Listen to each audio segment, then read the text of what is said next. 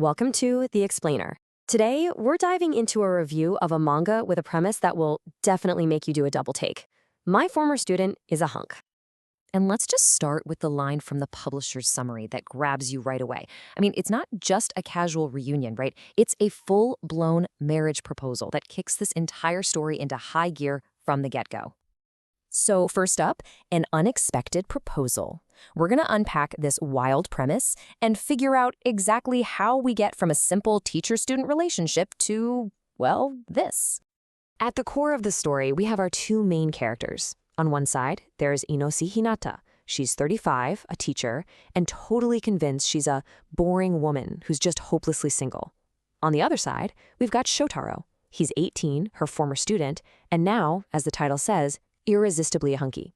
So yeah, that's a 17-year age gap setting the stage.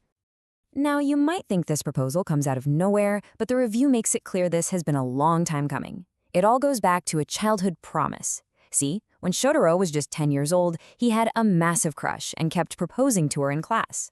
So Inose, probably just to get him to focus, jokingly tells him she'll consider it when he's 18.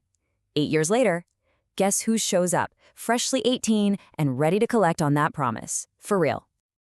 All right, so we obviously have to talk about the elephant in the room. That brings us to our next section, confronting the controversy.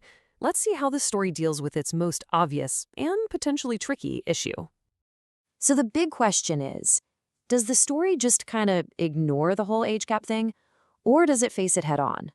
Well, according to the review, the author doesn't shy away from the controversy at all. And the way it does this is actually pretty smart. The manga uses its main character, Inose, to basically be a stand-in for the reader. She's the one voicing all the concerns we're probably thinking, you know? She constantly brings up the age difference and how weird the whole situation is. Shotaro's defense is always simple. I'm a legal adult. So the central conflict gets debated right there on the page. Now, let's get into the characters themselves and a key criticism that the reviewer brings up about the story's tone. It's not just about the premise, it's about how it's all executed. So you have to wonder, why would Enos even consider this proposal?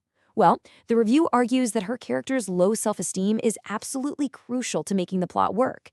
She genuinely believes no one is interested in her, which makes this sudden, passionate proposal from her former student a lot more convincing than it would be otherwise.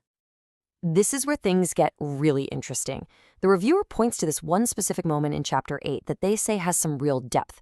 The manga actually dives into a genuinely serious topic about unwanted advances and how complicated that can feel.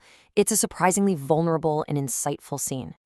But right as that serious conversation is hitting its peak, the story yanks you right back out. It cracks a joke to lighten the mood, which kind of undercuts the impact of the very point it was just making. The reviewer has a name for this. Tonal whiplash. It's this constant back and forth between serious drama and sudden comedy. They argue that it keeps the story's most powerful scenes from really hitting home, and it's one of their main critiques of this first volume. So, with these clashing tones going on, how does the manga handle the actual romance? Is it all just jokes, or does it actually deliver on that hot and heavy promise? Well, according to the review, the story really takes its time. There's a whole lot of that classic will they, won't they tension. But here's the thing, the reviewer actually praises this slow burn. It builds anticipation really well, so when the steamy scenes finally do show up in the last few chapters, they feel totally earned. And the reviewer makes a really clear distinction here. This is not your typical fan service series where you get some outlandish fantasy scene every chapter. This manga is trying to be a more serious, hot and heavy kind of story, and it grounds that intimacy in the slow burn relationship it's been building.